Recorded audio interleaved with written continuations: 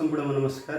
भोलि श्रावण शुक्ल पक्षको पञ्चमी तिथि हामीहरूले नागपञ्चमी मनाउने गर्दछौँ, जसमा चाहिँ नागको आफ्नै एउटा महत्त्व वा भनौँ यसको उपादेयता धेरै नै रहेको छ।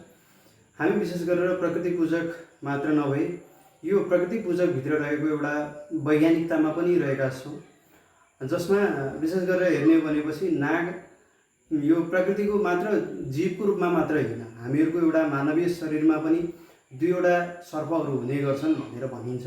जसमा चाहिँ यो भागवत पुराणमा चाहिँ गोपी गीतमा आउँछ दर्प र कन्दर्प भनेर भनिएको छ। कन्दर्प भन्ने साथ कामदेवलाई जनाउँछ, कामवासनालाई चाहिँ दर्प भन्नाले चाहिँ अभिमान र रिसलाई जनाउँछ हो। यसैको शमनको लागि चाहिँ अथवा भनौँ यसको थोरै त्यसलाई लवलेशलाई घटाउनको लागि हामीहरूले विशेष गरेर नागपञ्चमीको पूजन गर्नुपर्छ। यो मङ्गलमय उत्सवको लागि सबैले मनाइदिनु होला भन्ने विशेष आग्रहका साथ नागपञ्चमीको विशेष शुभकामना चाहिँ नमस्कार।